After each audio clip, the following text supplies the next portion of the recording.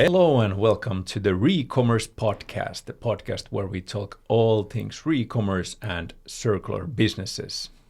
Today, I'm joined by Tuomo Laine, the co-founder and CEO of Twice Commerce, on our new upgraded podcast studio with new microphones. Welcome. Great to be here with improved audio. Nice to have you here. Today we are focusing on rental businesses and especially equipment rental businesses. We want to focus on the unit economics and try to make sure that whenever you are running a rental business, you're actually doing it profitably. The topic is based on this internal memo that Tuomo, you wrote, and maybe you want to introduce it a little bit, and we'll make sure that we have it also linked on our podcast notes. Sure. Yeah. So the memos, well, I have a habit of writing these memos, and they range from how to calculate things like the profitability of the rental, how to run resale operations. Effectively, it's a learning tool for us as it is for sharing ideas and knowledge. So happy to kind of share all of those. And maybe it's worthwhile to say that these are based on our own learnings. So there might be mistakes or there might be insights. So we're more than happy to also receive some feedback on the memos on whether we've made a mistake or whether you have different experiences than what we've seen, and we would love to kind of edit and amend our own learnings based on your feedback. So feel free to reach out. Absolutely. And I think we're going to share them also on LinkedIn, so that could be a pretty good place to maybe comment on those and give your own insights. Definitely. Today's memo, we are focusing on this maybe like a core framework that you have written down about rental businesses and how to make sure that it is profitable. And then we can first walk through the whole framework or the formula, and then we can break down it into the pieces and maybe focus on the levers that you actually have some control over. Yeah. And I think the interesting part here is that over the years that we've been working with rental companies, especially the companies that are entering rentals, maybe due to sustainability or kind of wanting to servitize offerings, it's often kind of hard for those companies to understand the profitability equation. So they actually ask for help to kind of understand how do I first of all model the profitability, and how can I, like you said, what are the levers for me to improve the profitability? Of course, if you've been running a rental shop for 20 years, you kind of, this is baked in. But but let's look at the formula. I think it's super simple. So when we're trying to figure out the net profit that you make per unit that you rent out, let's start with the revenue. So we accumulate the revenue over time, usually over a period of rentals, and then at the end of the life cycle, and in the best cases, you're able to resell that item as a maybe refurbished item or a second-hand item, or then secure some revenues from recycling and so on. But your revenue is made out of how much you've made out of the rentals during the lifetime and any end of life cycle sale or income that you're able to make out of the unit. That's probably quite easy to understand. Then when we start to kind of take out the costs based on that, the first cost that we like to model out is, of course, the cost of you acquiring that unit in the first place. So kind of the cost of goods sold there. Then there is certain depreciation. So when we remove some of the depreciation value, how we think about it, it's the kind of depreciation in terms of how much that asset's value has decreased over that time. Like if it would have sit on a shelf, how much would have that value gone down over time? And I think for rentals that is super important to model in, because compared to selling, your inventory turnover can be a lot longer. So you might have a rental unit in use for a few years or 3 years even, rather than maybe a 3 to 6 month inventory cycle. So there is an actual decrease in the resale value over that period because new models are introduced to the market. Then a kind of recurring cost that is assigned to that unit is, of course, the cost of all of your operation, or the kind of order fulfillment costs that item gathers over its life cycle. So usually after every rental, you have to do some level of inspection, or you have to do some refurbishment, or you might count in the cost of just order fulfillment into that. So that's kind of you could almost say like per rental cost that is in there. And then finally, you can model in recovery losses, or whatever the term would be there. But this includes the idea of potential write-downs or write-offs. So in case there's something that happens to the asset that lowers the value, so maybe a damage that cannot be repaired, but it still is kind of sellable at the end of the life cycle, or in the worst case, a complete write-off in case it's lost or, for example, stolen. So from these cost bases and then the revenues, you're able to kind of get to a point where you can start to understand the profitability of every unit. Some of these costs might be such that it's better to average them over all of your fleet rather than assigning everything to a unique item. It really depends on how you build your operation. But if you try to make your best in looking into all of these, you should be able to then calculate the profitability of your rental unit. Okay, so the formula, if we want to go through it, like maybe we can also put it in writing in the video format of the podcast. So it's NPU, that is the net profit per unit. Then it's deducted by cost of goods, depreciation, fulfillment cost, and recovery losses. And this is looking at like one unit, and basically when you multiply this to your whole inventory, that's basically your rental business. That's essentially the total profits of your rental business or your rental fleet. Rental fleet. There of course might be some other expenses, some fixed, like renting a warehouse or anything. Or there might be some income, like service products that you sell as add-ons to the rentals. And there's always like it's a little bit of an accounting or like business modeling gimmicks that do you then calculate, for example, a insurance that you sell as an add-on to a rental. Do you calculate it towards that unit, or is that it's independent thing and then you kind of divide it across to your units? So there's multiple ways of going about it, but if you wanna, how I would go about it, for example, in the case of the add-on sales, I would probably just calculate them all as an aggregate and then divide them evenly for the products that are able to sell that add-on, because maybe that describes the overall profitability of a certain rental unit better than just kind of counting them as independent revenue stream. Let's now jump into the pieces of this puzzle, or the pieces of this formula, and focus on what can we actually, as a rental operator, what can we do to make our business maybe a little bit better. So let's start with the asset turnover. So asset turnover, or how some people call it like utilization rate.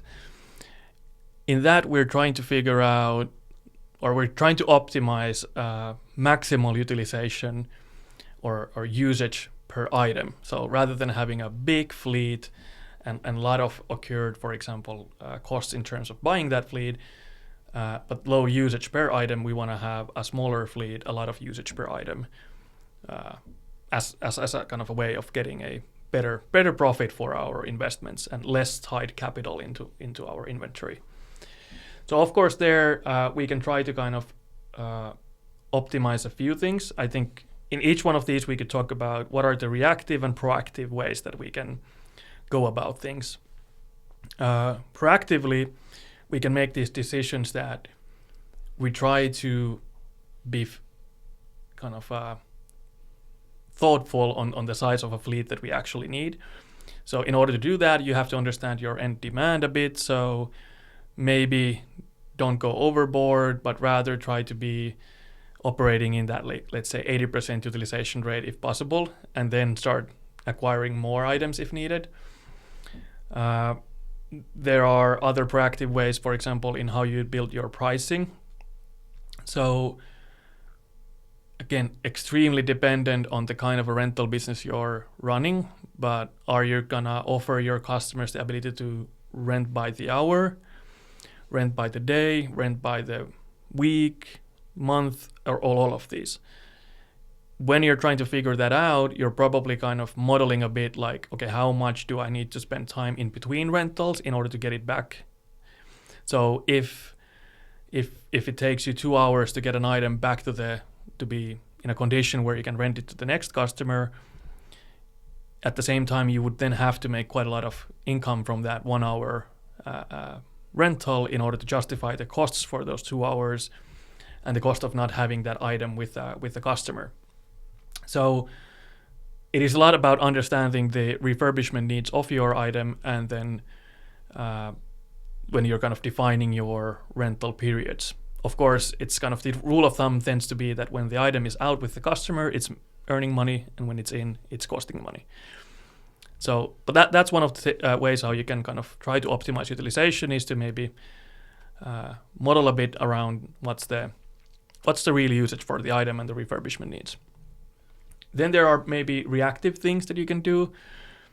So I mentioned that, well, all right, that item might have that 2 hour refurbishment period or inspection period in between rentals. Of course, you can try to optimize that. You can try to make that into 1 hour. That then is tied to your capabilities in that actual process of refurbishing. Is there ways how your customer can declare things a little better? Is there some kind of a self-service way that if you're renting out bikes, that you have, for example, a water hose outside of the rental store where your customers can already kind of hose the biggest dirts out of the bike, or maybe you can even demand this as part of the rental, that customers are responsible for cleaning the item themselves, and if they don't clean, you maybe charge a after charge. There's multiple ways of going about it, but this is kind of, I think, the reactive ways how you can proactively plan that, but reactively on the spot try to just like be a bit more efficient. And then software like Twice try to help there, where you can proactively make sure that items, for example, automatically get a maintenance time added after a booking. So it's taken out of the availability for a few hours, but after that maintenance has been done, your employees can mark it back into the inventory a lot faster. And then you can start to look into, for example, the data, that how often do you actually need the 2 hours? Do you need it every time, or do you tend to have the maintenance done in 45 minutes? Maybe it's then time to adjust your automated maintenance time to be 45 minutes so that people can start to book it in the future already for that 45 minutes. So these kind of things are the things where reactively you store information to your order fulfillment or your commerce OS like Twice. Then you learn from that, and you proactively then adjust your operational logic in order to improve your asset turnover. It sounds quite complex, and it probably is quite complex. So it sounds like there is a lot of things that you are probably picking up and learning when you start actually running the rental business. And even to me, it sounds like there might be moments that it's kind of optimized, but then of course you have seasonality and so on. So it sounds like this is kind of like active, something you're constantly doing, and for that probably having good data is the way to go forward and maybe take some learnings from previous years and so on. Yeah, definitely. And it's kind of the mindset of you're not trying to constantly learn, constantly analyze, constantly apply, but rather having the secure knowledge that constantly all of these data points are being stored, and you can just focus on delivering a great customer experience and delivering as good of a refurbishment operation as you can, and then have those times where you can go and look at the data and start thinking, okay, can I actually automate it a bit more? Can I optimize it a bit more? And then knowing that you have these levers to pull in the software that allow you to kind of push the engine to its limit. Or if you, for example, know that you're going to have a completely new staff this season who do not have that much of knowledge of the rental fleet, for example, maybe you want to add a bit of an extra buffer this season just to allow the new staff to kind of time to learn without failing to deliver a great customer service. And if you are a new entrepreneur and you're just starting out, it's probably best to just start with a small fleet and then kind of start understanding how it kind of grows, rather than start with a huge and start to do some optimization before you actually have the rental business operating and running. Yeah, definitely. I think there's a saying that your wealth is measured in terms of how big of a mistake you can make and still recover. And that's kind of if you're super wealthy, you can probably go with an extremely large fleet and then take big hits if they happen.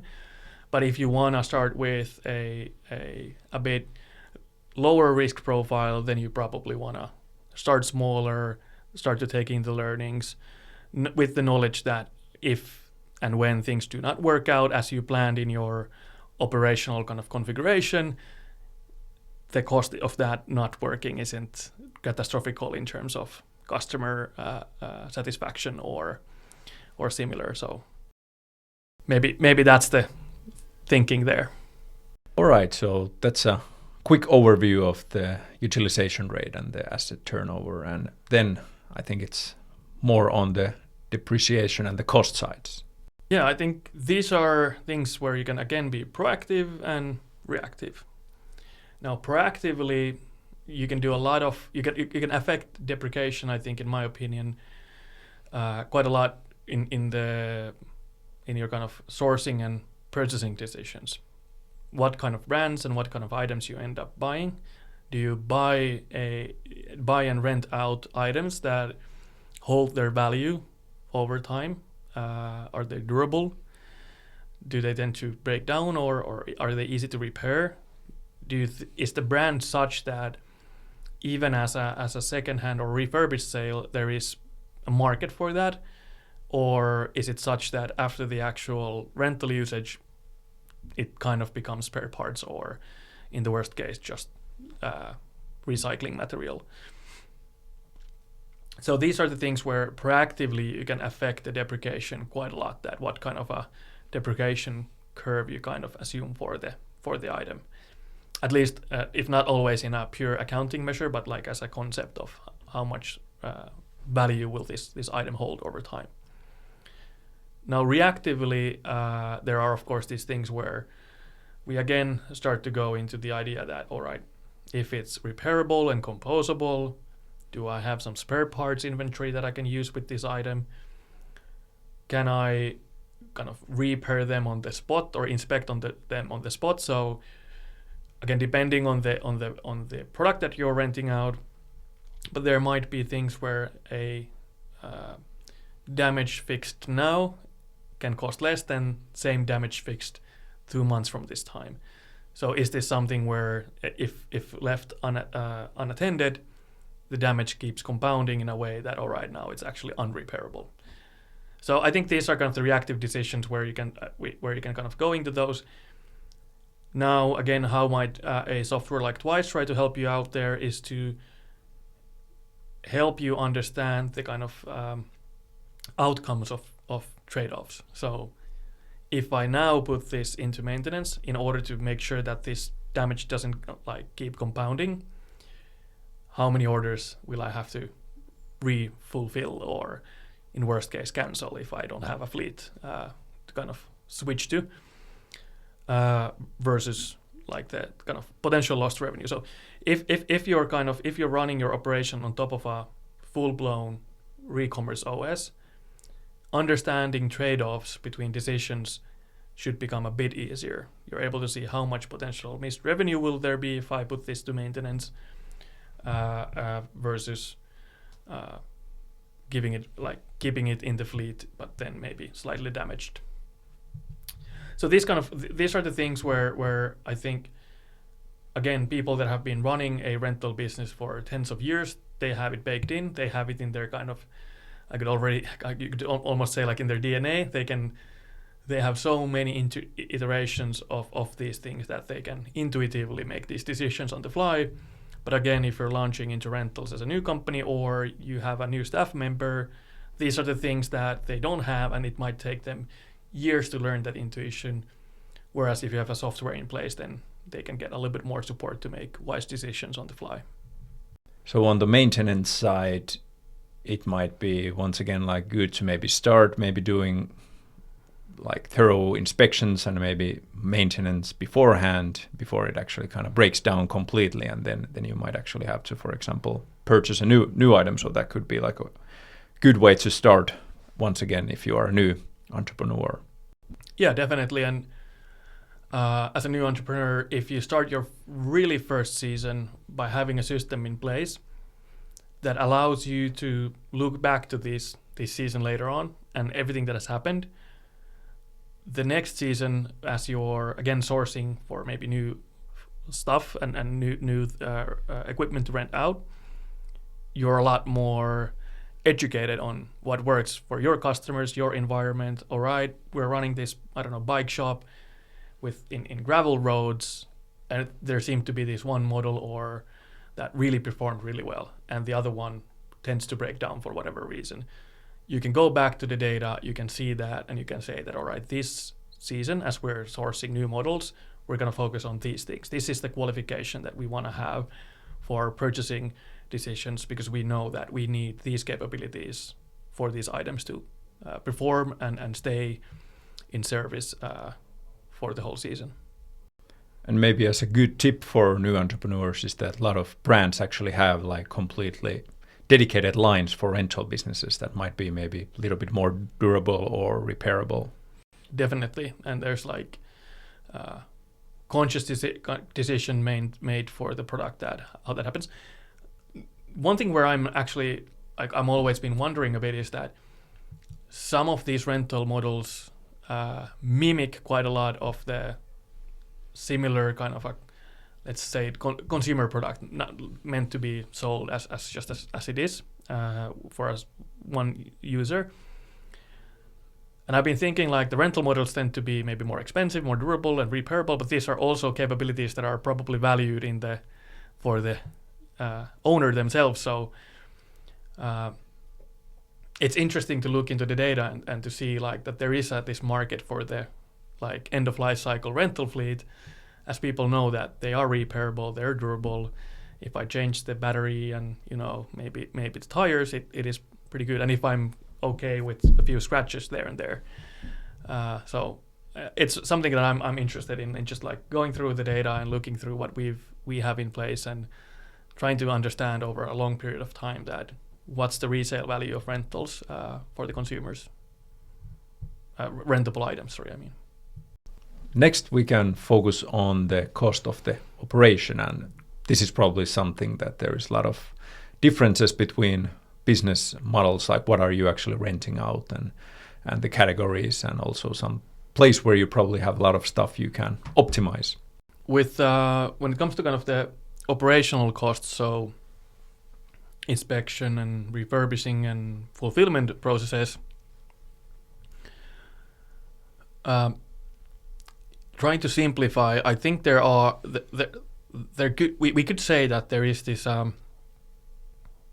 approach that if you're able to bundle things to be like operations to be such that you do a lot of same iterations for different products at the same time, you get some benefits out of it. So let's imagine that it's, for example, washing the bikes. If I'm able to if I have a wash station and I'm able to kind of have a dedicated time where I wash the whole fleet or 10 of them, rather than doing it one by one every there and there, it probably is more efficient for a staff member to do that maintenance operation for many items at the same time rather than a few separately. And this almost like I hope we have listeners that are professionals in this, but there's like, it goes to almost like the manufacturing world, that what kind of a manufacturing line do you have? Do you have people that are specialized in doing one job, or does one person carry the one item over all of the operations? There's benefits to probably all of those. But to simplify in terms of how do I improve the profitability or decrease the costs from these operational things, I feel that if you're able to package your operations into bulk moments, you probably are seeing more efficiency. So practical things how we've seen rental stores try to do this is that for a service location, they might, for example, set up that for this day, we give out products always between, for example, 9 a.m. and 11 a.m. So that way they make sure that they're highly staffed then, but after that, there shouldn't be too much foot traffic in the store, so they can have a little bit less staff, and then between, for example, the noon and let's say 3 p.m. they can focus on maintenance operations without constantly having to break those flows due to any walk-in customer. And then similarly, they might say that we receive bikes back at this time, or then they set up like a cold return station where customers can kind of self-check out and leave the items, so that at the end of the day, they do the maintenance for the items to be again ready for next day. So this is like, I think, a practical way of trying to look into your operation, trying to understand, are these levers like setting up pickup times and return times or other configurable things in your operation, are these the ways how you can bundle operations to be done at the same time for many items rather than one by one? That's something where you need software like Twice again, probably, to kind of control these things and make sure that your customers are aware of that when they book items, and that you can kind of predict availabilities with this knowledge forward.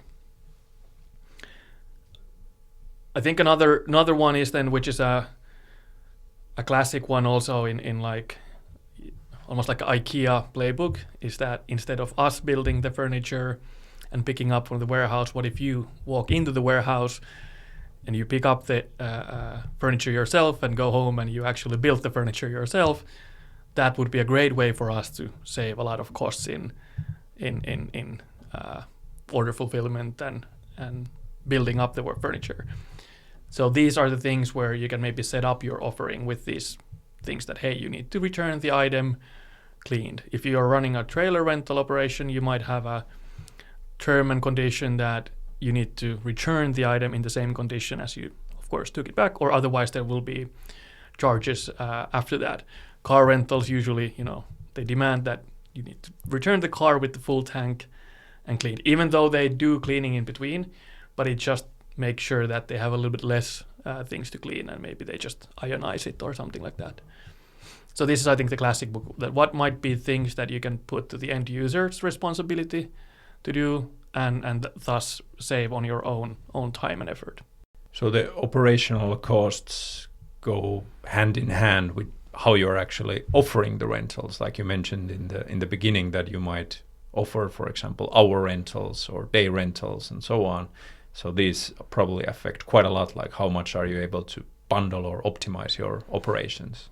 Yeah, definitely. And then the more you grow your operation, if you're running like a Home Depot level thing where you have a lot of different things, you need to start to have kind of think and that I cannot apply operational logic across everything that I do. I need to be able to assign certain operational logic for this line of items, and this line of items is a bit different, and they might have different pickup locations, different warehouses, and so on. So again, you need systems where you can do this compartmentalization of your offering and operations, and to make sure that you're able to get these operational efficiencies. But if you're just starting out, it's just being kind of acknowledgeable of these maybe two high-level things of, can I make the end user do something, or can I set up my store operations in a way that I can focus on one thing at a time rather than trying to do 10 things at the same time. Maybe it's also good to recap, like, what are all the operational costs or possible costs that are involved in a rental business? Yeah, so it would be kind of starting with the idea that you have an item in your inventory that has never been rented out. So it's just simply the kind of the order fulfillment cost. So essentially having someone to find that item for the customer and set it up to be rented. If it's a walk-in customer or click and collect, just having it there in a condition, so it's not in the original package, but you've made sure that if it's a bike, that it's ready to be ridden. If it's a complex item, you might need to spend a few minutes teaching the customer how to use it, which is cost in terms of employee time.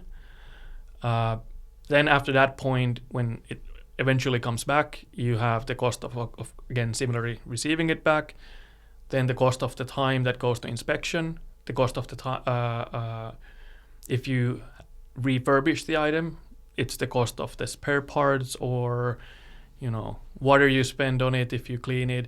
It's all of the costs that you have in order to get the item back to the condition where you can, again, rent it out to the next customer. And then I would calculate also warehousing costs here. So if there is a cost of just that item sitting on the shelf or on the bike rack, then there's a cost to that.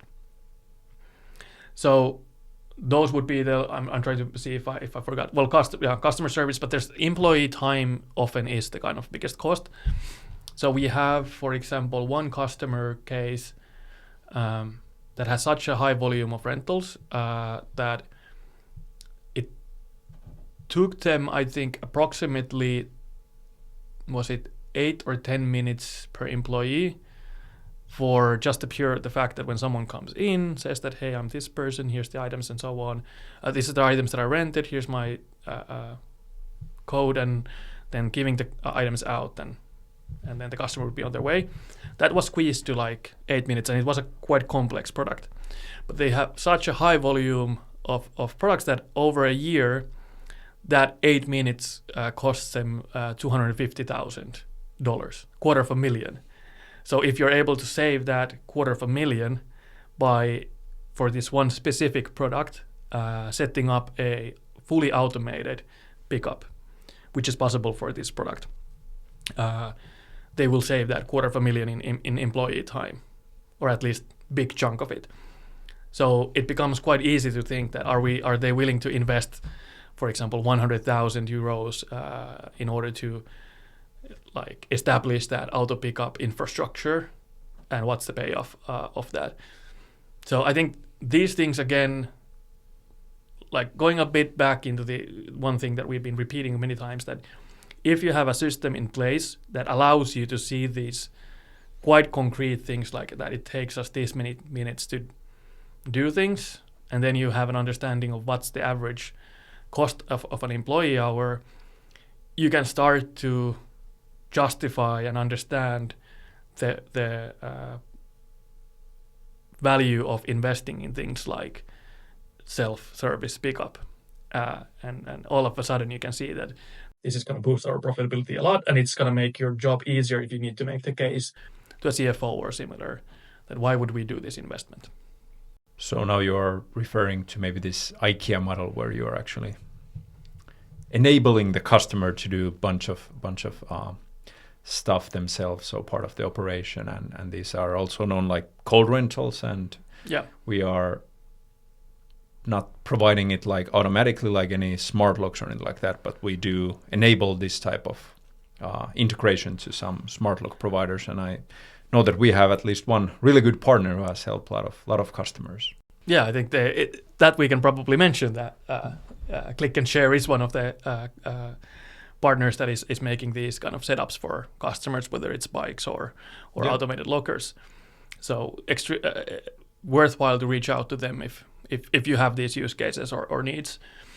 But yeah, and I want to mention also that there's so many kind of flavors on how to go about it, that you can make the self-service experience also to be almost like not only a job for the customer, but you can also communicate it in a positive way. So before the rental, in your order confirmation, for example, you could attach some PDFs or a video or similar, just educating the customer how do you use the bike or the product when they arrive to you, and you can of course package that communication in a positive way. That hey, it's super exciting to get to have you as a customer. Here's all of the cool things you can do with the product. This is how it works. So the customer comes in hopefully already quite educated and excited for that. So the customer also probably rented out that item in order to do that something with it, to go enjoy the outdoors, or if it's, for example, a trailer to haul a bunch of stuff, they didn't rent it out just to hear a half an hour lecture on how stuff works. So I think you can put a lot of like positive twist in many of these things, in kind of allowing the customer to feel that this is not outsourcing work to them, but it's rather enabling them as a customer. Absolutely, and I think there are actually a couple really clear benefits there. So you don't have to wait in a line if it's a high traffic place. You can kind of pick it up when it suits your schedule, and then of course returning it, you can do it maybe when the store is closed. So it's giving you a lot more flexibility as well. Yeah, definitely. Okay, so now we covered the utilization rate, the depreciation, lifetime value, and the operational costs. And then one lever probably that you have a lot of control over is the pricing strategy. Yeah, pricing, which many people say is more of an art form than science, but it's a extremely powerful tool, and there's a lot of, like, when it comes to cost optimization, there's always seems to be some limits to like how much you can optimize. On the revenue side of things, in the pricing, there's a lot less of that limits. I think people tend to think that demand is a lot more inelastic as it actually is. It's usually a lot more elastic than you think.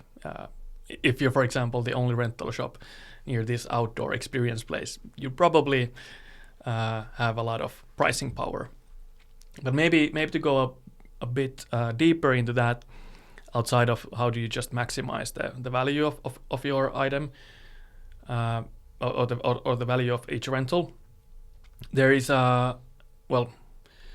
one thing that we sometimes need to remind people that are just starting out, or people that are coming into rentals from like having sold a bunch of items and now thinking that maybe we should provide this one model as a rentable thing. The first pricing logic that comes logically is almost like looking at how much does it cost as new, and then coming from that point on and coming to a pricing point. There's nothing wrong with that, but they often overlook the value of convenience for the end user, of the convenience of not having to own it or not having to store it over the year. So we've sometimes used this anecdote of one adapter that is used with one product. The actual sales value of that is $25. This customer rents it out for $10. It's like almost half of what the price is. You would imagine that most of the people would just buy it as new. Like, why would I pay $10 for something that I can own for $20? Well, nobody wants to own it because they don't need it outside of this rental. So there are $25 worth adapters that have made more than $500 worth of revenue for the company. So that just is a radical example of pricing in the convenience and the value, rather than coming out with like, hey, what would be a 1/10 of the actual sales value. Outside of that, I think with pricing, you can do things like add-on services where you can make a lot of value. So instead of just looking at an item and thinking what's the value of the item and the usage of a day of that item, you can think about what's the experience that the customer is trying to achieve with this item, and can we somehow complement that experience with some add-on services. It can be intangible things like just, I don't know, support, just knowing that, hey, you can buy a premium support and then you can call us at any given moment and we will come and help you out if needed. It can be sense of security, so insurance is usually one quite standard add-on service for any more expensive item. Or it can be these kind of adapter level things or complementary things like, okay, do you want GPS for your bike or car, for example? So, and out of those add-on items, you're usually able to kind of bump up the revenue per each rental item quite nicely. Then I think there are a few of these like pricing strategies that can help out in edge cases. So if you set up your terms in a way that, all right, we charge for late returns, or we charge for if you didn't return the item in a clean condition, I would count these towards like pricing power. So it's just playing with the capability of reserving the right to after charge if needed. Of course, those are sometimes a bit competing with customer satisfaction. So how you handle those, it's more of an art. But just like reserving the right to do these things can be helpful and can improve your revenue significantly, depending, of course, on the product category. A famous example of this coming out of the DVD rentals and such, I think Blockbuster back in the day, they made like 30 or 40% of their revenue out of late return fees. And then this is the classic example that why I think Netflix decided not to charge from late returns, because it was like mail based at that time, and it was hard to control. And then of course customers then started to go to Netflix because there were no late fees. But then for Blockbuster it was kind of hard to react, because then in order to react they would have had to say that we're willing to lose 40% of our revenue, which is hard decision for any CFO, CEO to make. So, but it just maybe tells that for a while they kind of, I wouldn't call it add-on service, but add-on cost of returning stuff late worked pretty well for Blockbuster. Major part of rentals is also the duration and how is the pricing changing on that. And then maybe even have this type of dynamic pricing. So when you know that you have less demand, you might actually want to maybe lower the price. And when you have high demand, you can also increase the price. So do some price optimization. Yeah, I think these are the things where, again, a wise system like Twice can help you quite a lot. So you can price, if you have like rate-based pricing, daily rates, you can rate, for example, weekends higher than your Monday to Friday. So and then you might have high season pricing and low season pricing in general. So again, these are things where dynamic pricing can help you a lot, and maybe loyal customers get a little bit cheaper price, or online bookings get minus 10% because you know that actually you save more by having the knowledge that someone booked it in advance, so you can prepare things in advance and all of the things that we talked about around the operational efficiencies. But yeah, definitely dynamic pricing is one of those things that can be super powerful for many use cases. And that's, once again, probably something that you kind of pick up when you start actually running the operation. And then when you have flexible enough system, you can quite easily take advantage of that data and turn it into extra revenue. Yeah, definitely. The one thing that I would say for anyone starting out, that simplicity is beautiful. So a bit similar to should you start out with a extremely large and complex rental fleet, or maybe more streamlined model in order to start learning. I think with pricing it's a bit same. Like, first define a simple and understandable pricing that makes purchase decision for the end user easy. And purchase decision is made out of two things: finding what is the right choice for you as a consumer or customer, and whether you accept the price. If you have a 5-dimensional matrix that the customer needs to navigate through in order to understand what's the right thing for them, that already can, push away quite many customers. So I would start out with simple pricing and start adding the complexities as you've learned from the data that, hey, here's a point for me to optimize, and not try to pre-optimize things too much, because that usually comes at the cost of just simplicity, which tends to then lower sales in general. Absolutely. Immediately my mind jumps into trying to book flights or rental cars or something like that, where you just have this whole industry where you have this bunch of different sites and service providers that are just trying to optimize this for you, and then you are booking this car or flight via like some random website, and you're like, do I want to put my details here, but it's $40 cheaper, and it's not the best experience. It's a lot easier if there will be like a good service that says like, hey, this car is $25 a day, and you decide how many days you want. That would be pretty nice. Exactly. There is that customer group that loves to optimize. Is willing to go through like hours, days, or even weeks of planning and finding out the optimal thing and getting pleasure out of the fact that they can do that. But an average consumer, I would say, if their word of mouth, what they would say forward as this was a great experience, usually starts with it was extremely simple and easy, which then correlates with like it's $25 or $50 depending whether you take the standard or premium, and not like that 5-dimensional chess of, you're able to save this if you belong into this club subsection of this and this and this and this, and then you end up coming back at this half an hour slot. So.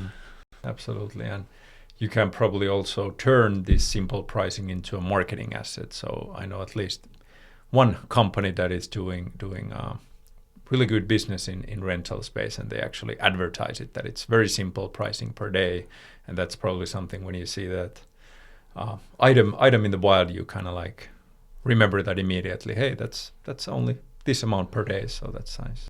Exactly, so it's easy to refer forward. So definitely value in simplicity.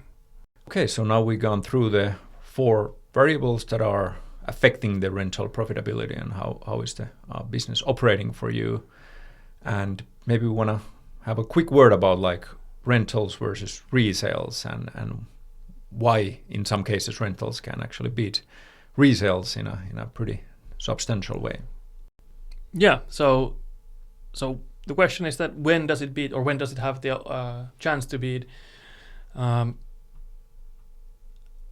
I think in categories where, I would call them in utilitarian categories, so power tools and similar, where a lot of customers might have a short-term need for an item. Usually in those categories, rentals can become a huge revenue driver. So in a metropolitan area or kind of a city center, for example, probably not everyone wants to own a power drill or similar. They need holes on the wall, 5 times a year or 2 times a year. They'd probably be willing to rent the drill and order it via Uber or DoorDash or whatever. So those are categories where rentals will probably beat the resale of a drill easily. The other categories, actually it's kind of connected to there also, is that at the same time, something as durable as a power tool can hold its resale value pretty well, because I'm sure there's a lot of innovation in for example, drills being happening constantly. But at the end of the day, probably a drill from 5 years ago and yesterday, the models are almost as good as making the hole in the wall. So the resale value probably holds quite nicely there. So in these categories, rentals win quite nicely. At the same time, even though those were kind of utilitarian examples, I think these extremely experience-driven categories, rentals are super good. So I refer to things like outdoors experiences, going out hiking, going out mountain biking. A lot of people that want to have that experience do not live in that area in the first place. So they're probably not willing to own a mountain bike just to be able to go mountain biking once or twice a year. So these again start to be categories where people are more comfortable in renting items and paying a good price for those. And there are categories where you probably have a pretty large customer base, so you can build a continuous revenue out of that as a provider. Then lastly, I think where rentals can usually beat resales is that item category itself is somehow inherently durable or repairable. So if the item is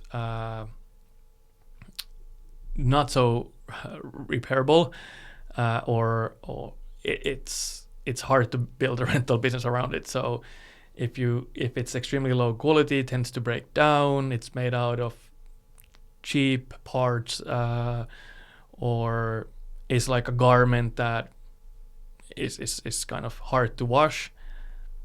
Probably it's a resale business. If anything else, you can get one extra sale out of it, but not 10 or 20 usages. And yeah, maybe connected to that is also a bit like we talked about earlier.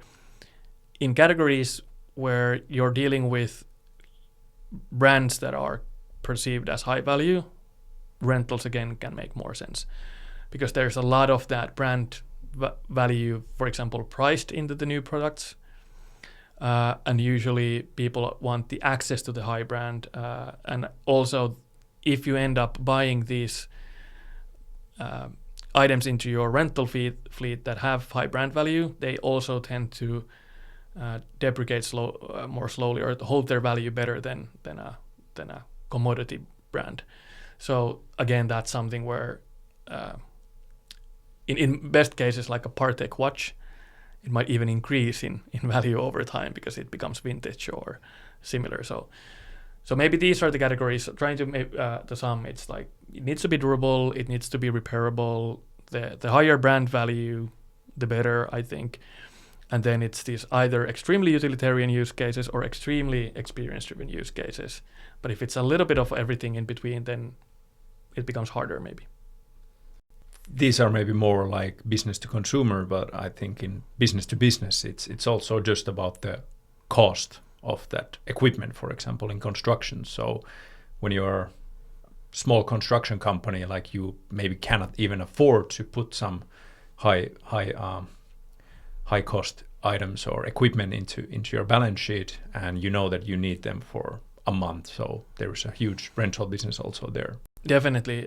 Same to audio and video markets. So where there's a significant market of businesses that live a life where everything's a project, and they can see projects maybe a year in advance. So it can be hard for them to make large investments and tie their capital to those investments.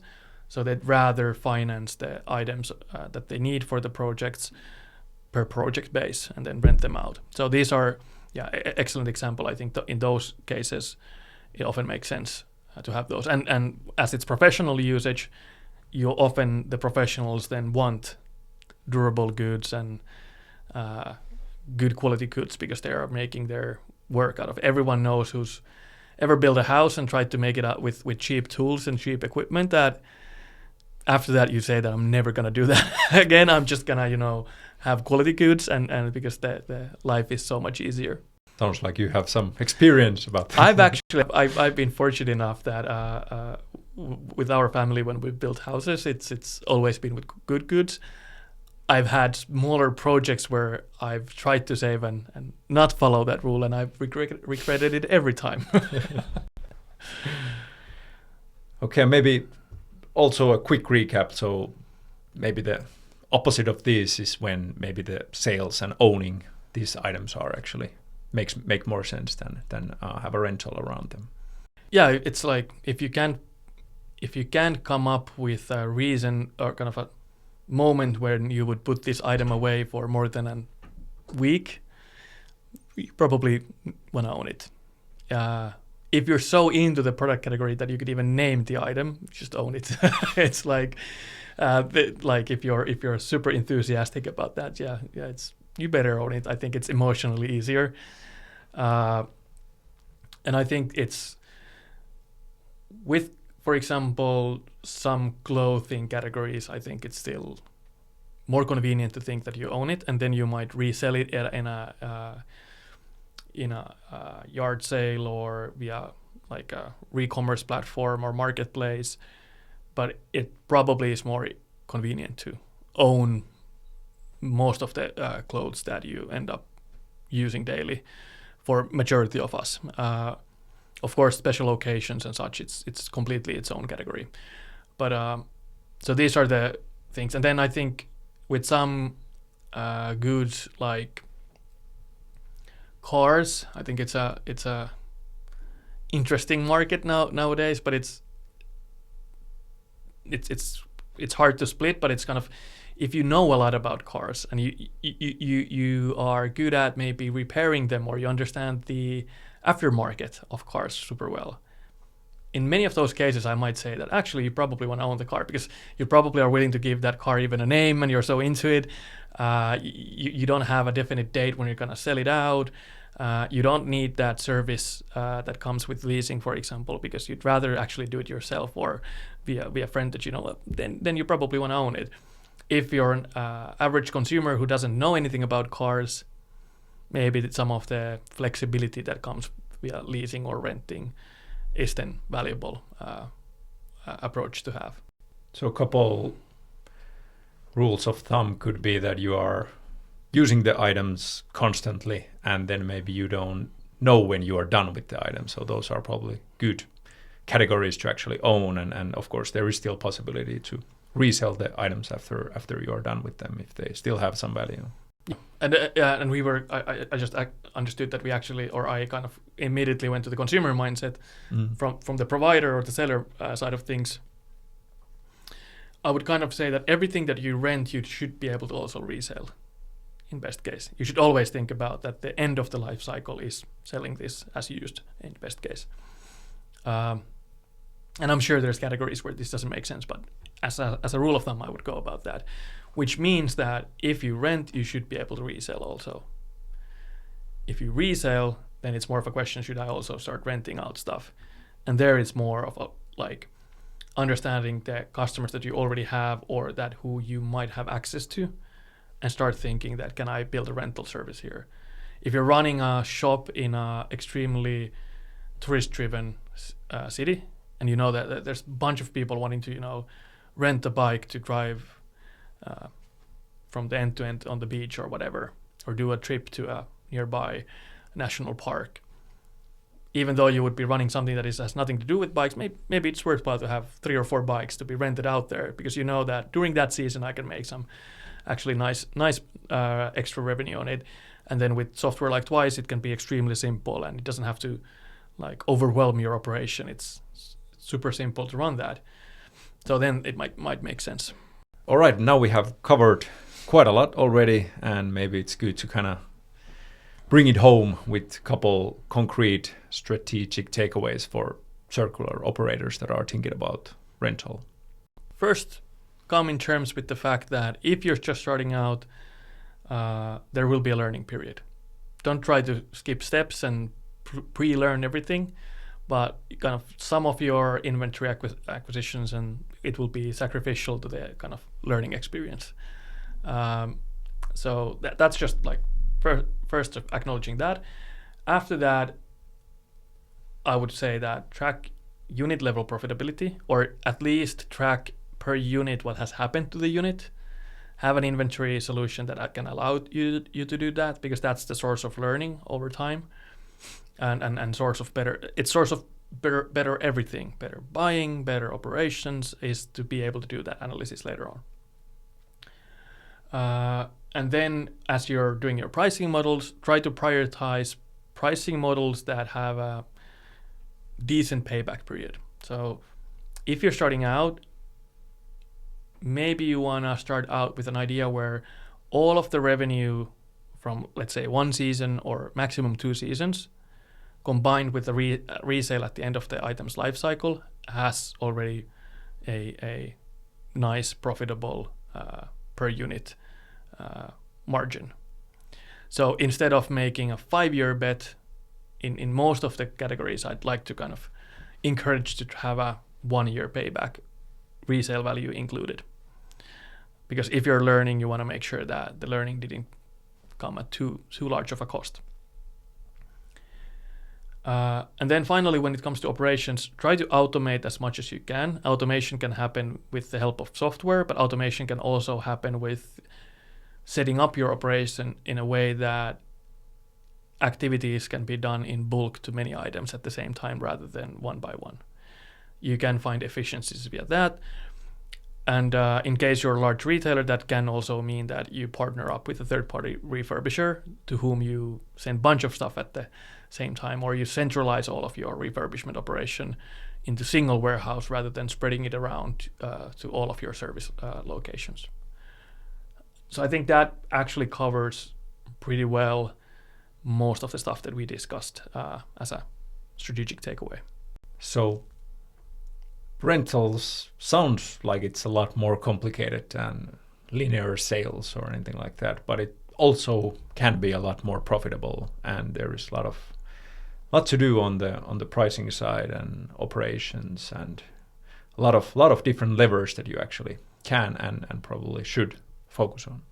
100%. It's by definition you can make a lot more money out of it, but then with there's no free lunch, so you have to also be able to adjust your operations a lot more, and you will have more levers to optimize, and that's the great thing. And then the impact of each one of those levers is pretty much defined by the product that you're renting through. Absolutely. But hey, thank you a lot, Tuomo. I think there was a lot of great stuff for current and maybe future rental operators. Thank you so much for having me and having the new mics. I hope the sound quality is better. Let's hope so.